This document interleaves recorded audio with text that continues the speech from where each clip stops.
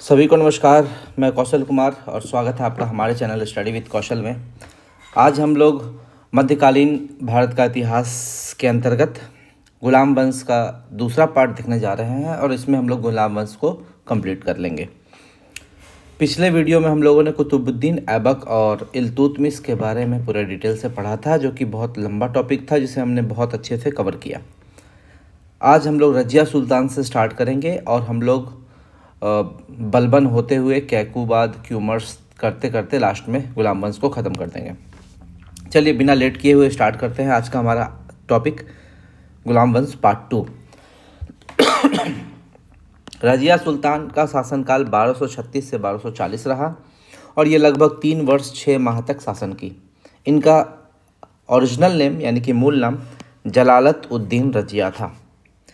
ग्वालियर अभियान से जब इल्तुतमिश वापस आता है तो उसी समय उसने अपनी पुत्री रजिया को अपना उत्तराधिकारी घोषित कर दिया। इसका एक कारण है, क्योंकि इसका जो ज्येष्ठ पुत्र था नसरुद्दीन महमूद, उसकी मृत्यु 1229 में हो जाती है जब इसने बंगाल अभियान में भेजा था उसे अली मर्दान के विरुद्ध, तो वहाँ पर इसकी मृत्यु हो जाती है। और इसका दूसरा पुत्र जो रहता है रुकनुद्दीन फिरोज, वो काफ़ी अयोग्य रहता है, इसलिए इसने रजिया को ही अपना उत्तराधिकारी चुना। ठीक है, लेकिन इल्तुतमिश की जो पत्नी थी यानी कि रजिया की मम्मी, वो अपने बेटे को यानी कि रुकनुद्दीन फिरोज को अपना उत्तराधिकारी मानती थी। इसलिए उसने इल्तुतमिश की पत्नी शाह तुर्कान और तुर्क अमीर, जो 40 तुर्क अमीर थे, उन्होंने मिलकर रुकनुद्दीन फिरोज शाह को ज़बरदस्ती राजगद्दी पर बैठा दिया, जिससे चारों तरफ विद्रोह होने लगा। अब देखिए, पिछले वीडियो में हमने कहा था कि जिसे भी न्याय मांगना होता था वो इल्तुतमिश के दरबार के बाहर में एक संगमरमर का शेर लगा था, उसके बाहर जाकर लाल कपड़े पहनकर जो उसके गले में बंधी हुई घंटी को बजाएगा उससे न्याय मिलेगा। वही काम रजिया ने भी किया। रजिया ने लाल वस्त्र पहनकर संगमरमर के बने शेर के पास जाती है और इसके गले में बंधी न्याय की घंटी को बजाती है और दिल्ली की जनता से न्याय मांगती है कि मेरे पिताजी ने मुझे उत्तराधिकारी चुना था तो रुकनुद्दीन फिरोज को क्यों बनाया गया। तब दिल्ली की जनता रजिया का समर्थन करती है और उसकी समर्थन से रजिया दिल्ली की राजगद्दी पर बैठती है और पहली ऐसी महिला है जो जनता के समर्थन से सुल्तान बनी और पूरी दिल्ली सल्तनत की एकमात्र महिला सुल्तान ये थी। दिल्ली सल्तनत की एकमात्र महिला सुल्तान।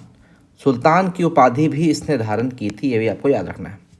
इसने अपने नाम के सिक्के भी चलाए जिसे रजियत कहा जाता था और इसे उद्मत उल निस्वा की उपाधि भी प्राप्त हुई। तो आपसे पूछेगा उद्मत उल निस्वा की उपाधि किसे मिली है, तो रजिया सुल्तान को मिली है। इसने पर्दा प्रथा का त्याग किया, पर्दे का त्याग किया और पुरुषों की तरह टोपी और कोट पहनना शुरू किया। उस समय टोपी को कुलाह कहा जाता था और कोट को कुबा कहा जाता था। इसने अपने नाम के खुतबे भी पढ़वाए।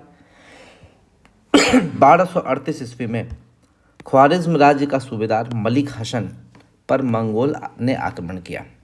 ठीक है, देखिए इल्तुतमिश के समय में भी मंगोलों ने आक्रमण किया था, ठीक है, और रजिया के समय भी मंगोलों ने आक्रमण किया, लेकिन इल्तुतमिश ने बड़ी ही समझदारी से काम किया और मंगोल आक्रमण को रोक दिया। क्यों? क्योंकि उसने मंगबरनी की सहायता नहीं की, मैंने पढ़ाया था। यहाँ पर रजिया सुल्तान ने भी यही किया।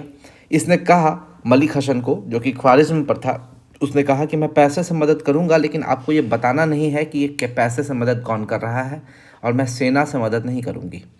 इसने रजिया ने केवल पैसे से मदद किया, मलिक हसन का सैन्य मदद नहीं की। इस तरह वह मंगोलों से भी बची रही और ख्वारिज्म से भी बची रही। मंगोल से इसलिए क्योंकि वो मलिक हसन को सैनिक नहीं दी, और ख्वारिज्म से इसलिए क्योंकि उसे पैसे से मदद की। तो रजिया ने समझदारी से काम किया, लेकिन इसके खिलाफ षड्यंत्र होते रहे क्योंकि ये एक महिला थी। ये इसके सिर्फ महिला होने के कारण इसके विरुद्ध बार बार षड्यंत्र होता रहा। एकमात्र कारण महिला का सुल्तान होना। जब रजिया को यह पता चला कि तुर्क चालीसा इनके खिलाफ षड्यंत्र कर रहे हैं तो इसने गैर तुर्कों को प्रशासन में भर्ती करना शुरू किया। जो तुर्क चालीसा होते हैं, 40 जो शक्तिशाली तुर्कों की एक टीम होती है, उसमें गैर तुर्कों को भरना रजिया ने शुरू किया, क्योंकि इसे पता चल गया कि तुर्क जो है, तुर्क चालीसा, ये रजिया के खिलाफ षड्यंत्र कर रहे हैं। याकूत जो कि इथियोपिया के थे और ये गैर तुर्क थे, इसे रजिया ने अमीर ए आखुर यानी कि अस्तबल के प्रधान का पद दे दिया। रजिया का इससे प्रेम प्रसंग काफ़ी फेमस था, बहुत फेमस होने लगा और लोगों में ये फैल गई कि गैर तुर्क से प्रेम प्रसंग बना रही है रजिया, जो कि वहाँ के लोगों को नागवार गुजरा। इसने अपना सबसे बड़ा विरोधी एतगीन को समझा और एतगीन को बदायूं भेज दिया। इसे लगा कि ये जो तुर्क चालीसा में जो 40 की टीम में जो ये व्यक्ति है ये बहुत खतरनाक है, इसने इसको बदायूं भेज दिया। और एक अल्तुनिया जो कि तुर्क नेता था, इसे इसने भटिंडा का गवर्नर और सूबेदार बना दिया। ठीक है, और इसी अल्तुनिया से इसने निकाह कर लिया और सोचा कि इससे निकाह करूंगी, एक तुर्क नेता से निकाह करूंगी तो जो 40 तुर्क हैं वो मेरे समर्थन में आ जाएंगे। लेकिन ऐसा नहीं हुआ, इसकी यह योजना असफल रही। इसने अल्तुनिया से निकाह करके अपनी स्थिति को मजबूत करना चाहा, मगर इसकी योजना यह असफल रही। और कुछ समय के पश्चात दोनों ने अपनी सेना लेकर बहराम शाह को पराजित करना चाहा। बहराम शाह वही जो अगला शासक बनेगा। परंतु सभी तुर्कों ने मिलकर रजिया और अल्तुनिया दोनों को कैथल, जो कि हरियाणा में एक जगह है, वहाँ पर मार डाला। यहाँ पर रजिया की भी मौत हो जाती है और जिससे इसने शादी की थी अल्तुनिया, उसकी भी मौत हो जाती है। 13 अक्टूबर 1240 में मृत्यु हो जाती है। ठीक है, कुछ कुछ कथन है जो कि आप लोग याद रखिएगा। उसमें एक शासक के रूप में सभी गुण थे, मगर स्त्री होना सभी गुणों पर भारी पड़ा। ये सिराज मिन्हास उस सिराज का कहना है। इल्तुत के उत्तराधिकारी में सर्वश्रेष्ठ थी रजिया, ये कहा था निजामी, हसन निजामी ने कहा था। महिला को सिंहासन पर बैठने की बजाय चरखा चलाना चाहिए, ये इसामी ने कहा था। ठीक है, रजिया याकूत संबंध इसके पतन का कारण था। देखिए, याकूत जो कि एक गैर तुर्क था, ठीक है, इससे रजिया ने संबंध बनाए थे, ये इसके पतन का कारण बना, ये ईश्वर टोपा कहता है। रजिया का पतन तुर्क अमीर अभिजात वर्ग की वजह थी, ये हबीबुल्लाह ने कहा। रजिया के मरने के बाद अगला शासक बना बहराम शाह। देखिए, बहराम शाह बना अगला शासक और ये 1240 से 1242 यानी कि बहुत छोटे से पद पर था। इसने एक नया पद निकाला, नायाब ए मामलुकात। कहीं कहीं मामलिकात रहता है, कहीं कहीं मामलुकात रहता है, तो कोई दिक्कत नहीं, दोनों एक ही है। ये एक नवीन पद था, नया पद इसने जोड़ा और इसमें सबसे पहला व्यक्ति बिठाया एतगीन को। इस एतगीन को जिसने बदायूं भेज दिया था, किसने? रजिया ने। इसी एतगीन को बदायूं भेज दिया, इसे अपना सबसे बड़ा शत्रु मानते हुए। लेकिन बहराम शाह जैसे ही जीता, इसको नायाब ए मामलिकात का पद दे दिया। और नायाब ए मामलिकात में देखिए, शक्ति का 3 केंद्र होता है। पहला सुल्तान, उसके बाद वज़ीर, उसके बाद नायाब। लेकिन इसने जो पद निकाला नायाब, इसमें वज़ीर से ज़्यादा ताकत है, वज़ीर से भी ज़्यादा ताकतवर था ये, और समय आने पर राजा की शक्ति भी छीन सकता था। बड़ा ही खतरनाक पद था। इस पद पर एतगीन को बिठा दिया। यह एक तुर्क नेता था। इसका सुल्तान के लिए चुनाव इस शर्त पर किया गया था कि वह एतगीन यानी कि एक तुर्क नेता को नायाब ए मामलिकात के पद पर नियुक्त करे। कर भी देता है, लेकिन ये एतगीन शासन चलाता है, ये बेचारा कठपुतली रहता है, इसको अच्छा नहीं लगता है। एक राजा होने के नाते, एक सुल्तान होने के नाते अगर कोई दूसरा शासन चलाए तो ये कहीं ना कहीं उसके आत्मसम्मान को ठेस पहुंचाएगा। एतगीन इस पद पर आते ही अनौपचारिक रूप से समस्त सत्ता अपने हाथ में ले लिया। इसी से तंग आकर बहराम शाह ने क्या किया? एतगीन का वध कर दिया। कितने दिन तक बर्दाश्त करेगा? बोला भाई तुमने एक पद दिया तो शांति से रहो ना, मुझे सुल्तान रहने दो। सुल्तान की भाई गरिमा ही तुमने छीन ली। अब क्या होता है, एतगीन का इसने वध कर दिया तो 1241 में लाहौर में मंगोल तायर बहादुर का आक्रमण होता है, इसी के शासनकाल में 1241 में। और 10 मई 1242 में क्या होता है, दिल्ली के तुर्कों के विद्रोह में इसकी हत्या कर दी जाती है। तुर्क काफ़ी दुखी हुए एतगीन के वध से। उन्होंने कहा कि इस बहराम शाह को पद से हटाओ, इसने एतगीन का वध किया है, और यहीं पर बहराम शाह को गद्दी से हटा दिया जाता है। इसके बाद तुर्कदास कीरल खां ने स्वयं को सुल्तान घोषित किया, लेकिन अमीरों द्वारा रुकनुद्दीन फिरोज के एक पुत्र अलाउद्दीन मसूद शाह को सुल्तान घोषित किया जाता है। वही रुकनुद्दीन फिरोज जो उसका प्रतिद्वंदी था, रजिया का प्रतिद्वंदी था, उसका बेटा अलाउद्दीन मसूद शाह को शासन बनाया जाता है। अब अलाउद्दीन मसूद शाह शासक बनता है 1242 से 1246। इसके सिक्कों पर बगदाद के अब्बासी खलीफा अल बिल्लाह का अंकन था। आपसे पूछेगा दिल्ली सल्तनत में कौन सा ऐसा शासक था जिसके सिक्के पर बगदाद के अब्बासी खलीफा अल बिल्लाह का अंकन था? तो वो था अलाउद्दीन मसूद शाह। इसके समय में बलबन जो है वो अमीर ए हाजिब के पद पर था। यानी कि दरबारी शिष्टाचार का प्रमुख। अमीर ए हाजिब, हाजिब का मतलब होता है शिष्टाचार, ठीक है। धीरे धीरे बलबन ने समस्त अधिकार अपने हाथों में ले लिया, इसे पद से हटा दिया और 1246 में इसकी मृत्यु कारावास में यानी कि जेल में हो गई। इसको जेल में भी डाल दिया था, जेल में ही बेचारा मर गया। बलबन धीरे धीरे शक्तिशाली हो रहा था। बलबन इल्तुतमिश के समय से ही धीरे धीरे किसी न किसी पोस्ट पर वो था। बढ़ते बढ़ते बढ़ते बढ़ते अंत में नसरुद्दीन महमूद के समय में वो नायाब मामलिकात के पद पर आ जाएगा। देखिए आगे हम पढ़ाएंगे। 1246 में बलबन ने अलाउद्दीन महमूद शाह को मार डाला। इसी को मसूद शाह, सॉरी महमूद साहब नहीं, मसूद शाह को मार डाला और इसके बाद नसरुद्दीन महमूद इसको शासक बनाता है। 1246 से 1265 तक यानी कि लगभग 20 वर्ष तक ये शासन करता है। इसके शासन करने का रीज़न है कि ये बलबन से ना कभी प्रतिद्वंदी करता है, ना कभी सुल्तान की तरह काम करता है। ये कहता है बलबन तुम ही सुल्तान रहो, मैं टोपी पीकर कुरान बेचकर अपना खर्चा चला लूँगा, जूते सिलकर अपना खर्चा चला लूँगा। ये बहुत ही ग्राउंड टू अर्थ पर्सन रहता है, इसे सत्ता का कोई लोभ नहीं रहता है। यही कारण है कि ये 20 वर्ष तक टिकता है। अब देखिए, इल्तुतमिश का ये पोता है और शमसी वंश का अंतिम शासक है। इसके बाद बलबन आएगा तो वो एक अलग वंश बलबनी वंश की स्थापना करेगा। बलबन ने समस्त अधिकार अपने हाथों में ले लिया, किंतु विद्रोह से बचने के लिए इसने नसरुद्दीन महमूद को सुल्तान बनाया। लेकिन सुल्तान भी बनाया सशर्त, शर्त बलबन की चलेगी, ठीक है। यानी कि बलबन सुल्तान बनता तो विद्रोह हो जाता, इसीलिए बलबन सुल्तान के पीछे खड़ा था, सारी शक्ति अपने पास रखा हुआ था, लेकिन खुद सुल्तान नहीं बना था। इतिहासकार मिन्हाज सिराज कहते हैं तबाकत नासिरी में कि सिराज ने महमूद को दिल्ली का आदर्श सुल्तान कहा, ठीक है। क्यों कहा? क्योंकि ये आदर्श था, हर चीज़ में आदर्श था, बड़ा ही सच्चा इंसान था। नसरुद्दीन महमूद को समर्पित है ये तबाकत नासिरी। ये बिल्कुल तबाकत नासिरी में नसरुद्दीन महमूद को बहुत कुछ इसके बारे में लिखा हुआ। ये कहता है कि कुरान की प्रति बेचकर और टोपी सिलकर ये अपना जीवन यापन करता था, इसीलिए आदर्श सुल्तान है। सुल्तान ने तुर्कों से समझौता तथा समर्पण करके अपनी सत्ता को स्पष्ट कर दिया था। ये तुर्कों के सामने झुक गया था, कहता था कि मैं झुकूंगा, मैं तुर्क के सामने नतमस्तक हूँ, जो तुर्क कहेगा वही मैं करूँगा।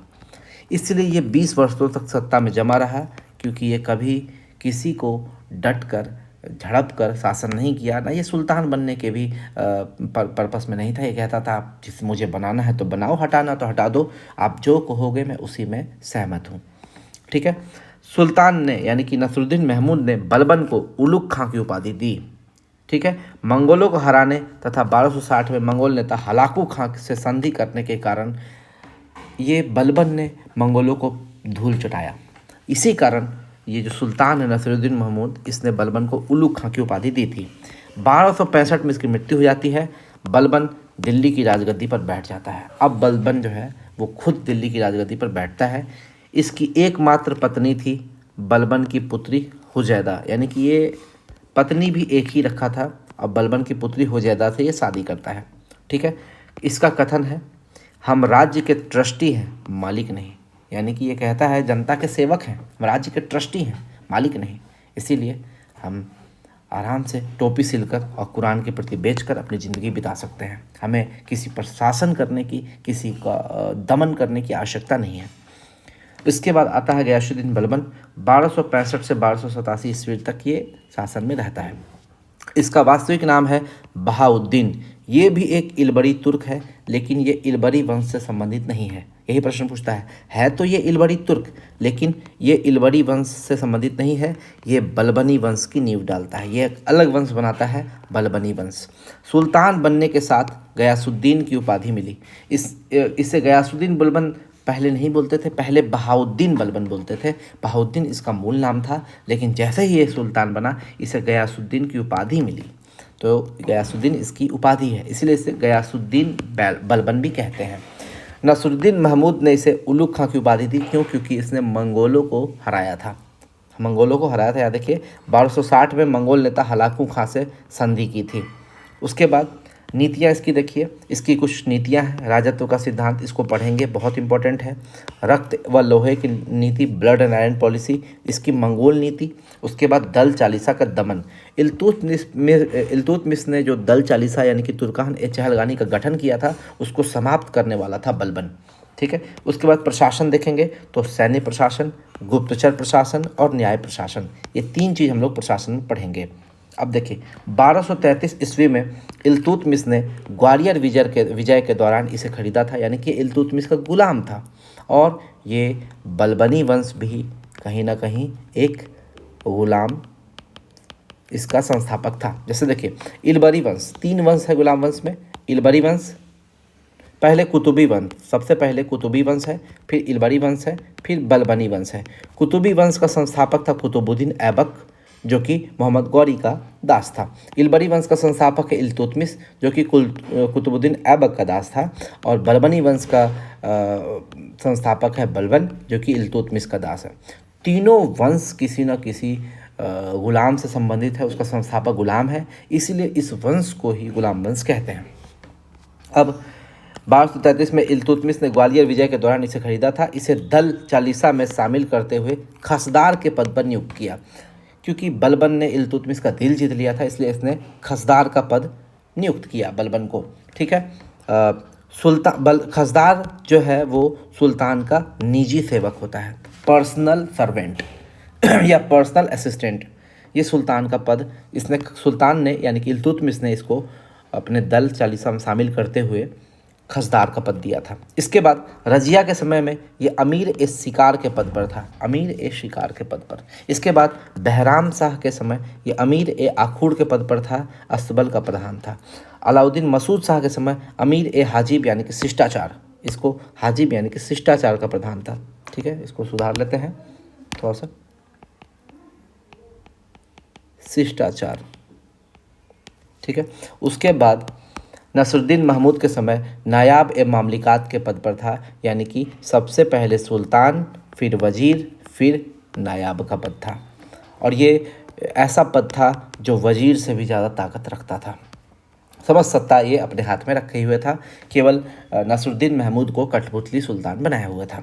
इसका अब एक एक करके ये राजत्व का सिद्धांत, ये सब blood and iron policy, Mongol नीति, ये सब धीरे धीरे करके देखते हैं। सबसे पहले राजत्व का सिद्धांत किंगशिप थ्योरी, ये क्यों बनाया इसने, एक बार समझिएगा तो हमेशा समझ में आएगा। इसे बनाने का सबसे बड़ा कारण यह था कि सुल्तान पद की गरिमा को बचाया जा सके। उसने देखा कि इल्तुतमिश का जीवन तो सत्ता को स्थापित करने के लिए चला गया, यानी कि जब इल्तुतमिश शासक बना था तो सत्ता जो था वो अपनी दिल्ली सल्तनत अपनी शिशु अवस्था में था, अपनी चाइल्ड अवस्था में था। उसने सत्ता को बनाते बनाते वो खुद स्वर्ग से धार गया।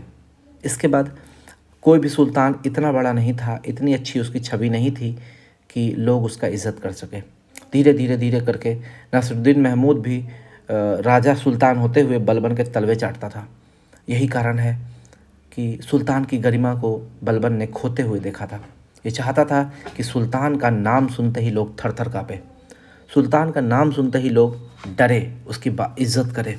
और इज़्ज़त करना मजबूरी बना दिया था बलबन ने। वो कैसे किया, इसी राजत्व के सिद्धांत पर। देखिए पहला सिद्धांत है इसका दैवीय राजत्व का सिद्धांत, यानी कि खुद को ईश्वर से जोड़ना। ये खुद को ईश्वर से जोड़ता था। सुल्तान जो है वो नियामत एक खुदाई है, यानी कि ईश्वर का प्रतिनिधि है। इसने कहा सुल्तान जिल्ले इलाही है, यानी कि ईश्वर का प्रतिबिंब है। इसने खुद को कहा कि ये जिल्ले इलाही है, मेरे द्वारा आदेश का, हर आदेश का सम्मान होना चाहिए, क्योंकि यह मेरा आदेश नहीं बल्कि ईश्वर का आदेश है।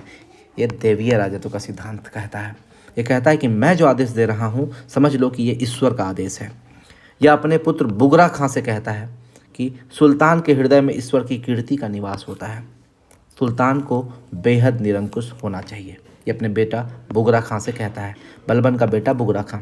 ठीक है। और दूसरा सिद्धांत इसने लगाया निरंकुशता का सिद्धांत, जो कि कहता है इसके समय में निरंकुशता अपने चरम सीमा पर थी। हालांकि इससे भी ज़्यादा निरंकुश बाद में होता है अलाउद्दीन खिलजी, हम लोग पढ़ेंगे बाद में। लेकिन ये निरंकुशता जो है इसने सुल्तान की गरिमा को वापस पाने के लिए स्टार्ट किया था। कठोर न्याय व्यवस्था, इसने न्याय व्यवस्था को काफ़ी कठोर कर दिया, इसलिए क्योंकि इसको ये लगता था कि राजा का सम्मान तभी किया जाएगा जब वह न्याय देगा, और न्याय कठोर होना चाहिए ताकि आने वाली नस्ल भी गुस्ताखी ना कर सके। अगर किसी एक व्यक्ति को आप कोई सज़ा दे दीजिएगा, उसकी आने वाली एक भी पीढ़ी कोई गंदे काम नहीं करेगी। इसका एग्जाम्पल देखिए, मलिक बकबक। मलिक बकबक जो था वो इक़्तिदार था, ठीक है, अपने एक सेवक को शराब के नशे में मार डाला था। ठीक है, मलिक बकबक ने। तो सेवक की पत्नी बलबन के पास न्याय मांगती है, वही संगमरमर के पास घंटी बजाती है, न्याय मांगती है। बलबन न्याय करता है और मलिक बकबक को पूरी जनता के समक्ष कोड़े से मार मार के उसको मरवा देता है। जनता देखती है कि बलबन न्याय कर रहा है तो राजा की इज्जत बढ़ती है। यही कठोर न्याय व्यवस्था इसका कहता है। एक और एग्जाम्पल है हैबत खान। हैबत खान जो कि अवध का इक़्तिदार था, यह भी एक व्यक्ति को शराब के नशे में मारा था। व्यक्ति की पत्नी बलबन से न्याय मांगती है, बलबन न्याय करता है तथा हैबत खां को पूरी जनता के समक्ष 500 कोड़े मारने का आदेश देता है। कोड़े मारने के बाद हैबत खां को उस महिला को सौंप देता है, अब तुम्हें जो करना है करो। वो महिला क्या करती है, वो महिला को 20,000 टन का वो बलबन देता है, कहता है जाइए आपके पति मर गए हैं तो आप अब अपना खर्चा इससे चलाइए और इस व्यक्ति हैबत खां को जब कुछ जो करना है कीजिए। वो महिला उसको मारती नहीं है, उसको छोड़ देती है, लेकिन हैबत खां इससे इतना लज्जित हो जाता है, इतना लज्जित हो जाता है कि वो पूरी ज़िंदगी कभी भी अपने घर से नहीं निकलता है और किसी महिला क्या किसी व्यक्ति पर शोषण करना सोचता ही नहीं है। तो ये कठोर न्याय व्यवस्था था बलबन का। वो भले ही उसका इक़्तिदार था, लेकिन बलबन ने उसके साथ कोई भी प्रेम मतलब क्या बोलते उसको बचाने की कोशिश नहीं की।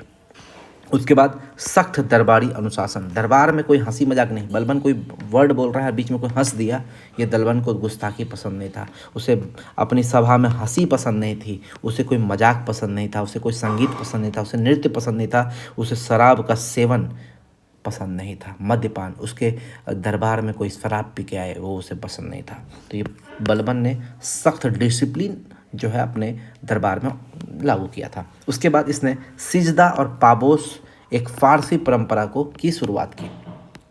फ़ारसी परंपरा क्या कहता है, जैसे कि यह अपने आप को ईरान के अफरासियाब वंश से जोड़ता था और अफरासियाब वंश उस समय का बहुत ही हाई मतलब बहुत ही ऊंचा वंश था, बहुत ही हाई क्लास, इलाइट क्लास।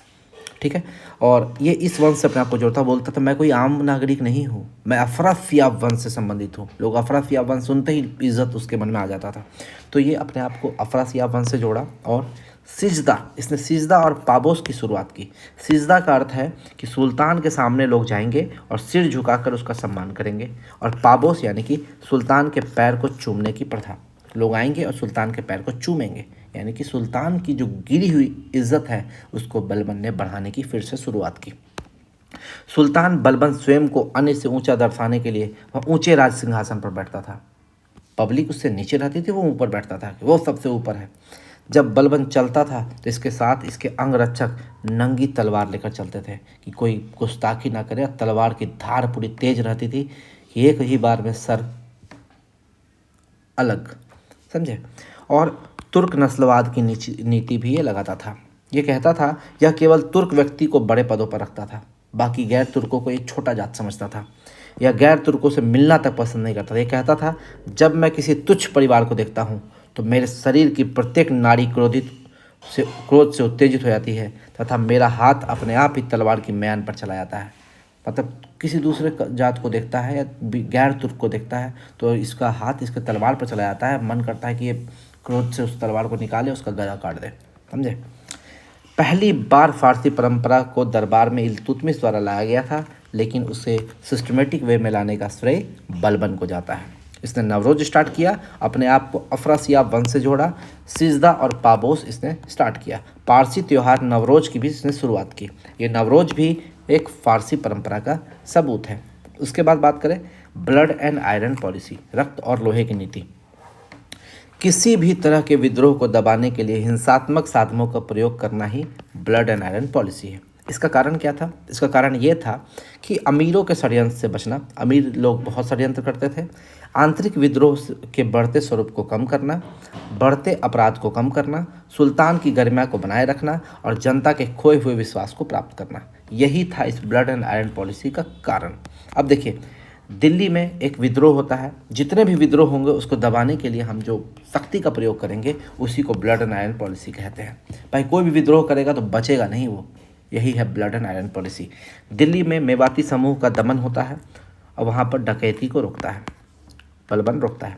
फिर रुहेलखंड कटहर विद्रोह होता है। रुहेलखंड में अत्यधिक रक्तपात करके वहाँ पे विद्रोह को रोकता है। इतना ब्लड खून गिरा देता है, हाथी से कुचलवा देता है, समझिए। और इस रुहेलखंड में भी जो कटहर विद्रोह होता है उसको रोक देता है। फिर बंगाल और बिहार का इक़्तिदार तुगरिल खां, वो बलबन स्वयं उसको हटाने के लिए जाता है। तुगरिल खां भी विद्रोह करता है, ठीक है, और बलबन स्वयं इसको हटाने के लिए जाता है और तुगरिल खां को हरा के वहाँ पर अपना बेटा को भेजता है। इसको हराकर अपने बेटे बुगड़ा खां को यहाँ का इक़्तिदार बनाता है और इसके बाद यहीं लखनौती में इसका बेटा बुगड़ा खां लगता है। लेकिन बुगड़ा खां को लखनौती से इतना प्यार हो जाता है कि बाद में बलबन बोलता है कि आओ बेटा राजगद्दी संभालो, मैं बूढ़ा हो गया हूँ। तो बुगड़ा खां बोलता है नहीं, मुझे लखनौती ही पसंद है, मैं सुल्तान नहीं बनना चाहता। बुगड़ा खां सुल्तान नहीं बनता है। आप सोचिए, इसको लखनौती से इतना प्यार होता है। ये वही लखनौती है जहाँ पर किसी समय बख्तियार खिलजी था, यहाँ पर किसी समय के लिए अली मर्दान था, अली मर्दान, ठीक है, जो विद्रोह करता है। तो यही सब है। उसके बाद बदायूं का इक़्तिदार था मलिक बकबक, बताए थे, कोड़े मार मार कर हत्या कर देता है। फिर अवध का हैबत खां, इसको भी 500 कोड़े मारता है।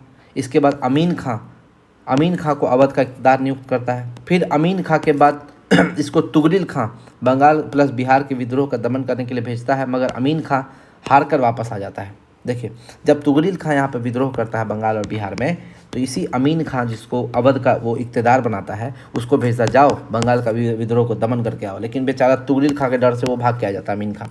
तब बलबन बोलता है मुझे हारा हुआ इंसान पसंद नहीं है। अमीन खां वापस आता है, इसका सिर काट कर बंगाल अवध के दरवाजे पर लटका देता है और बोलता है मुझे हारा हुआ व्यक्ति पसंद नहीं है।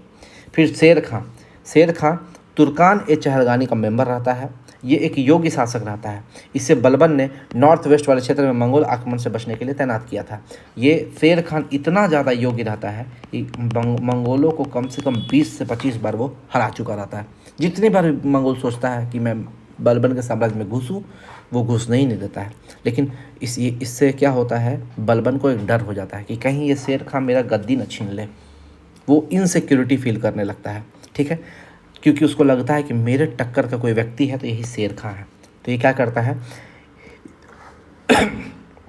इसने मंगोलों को युद्ध में हराया था, इसलिए जनता में प्रचलित था। ये शेर खां पब्लिक के बीच में काफ़ी फेमस था कि ये मंगोल को हराया है।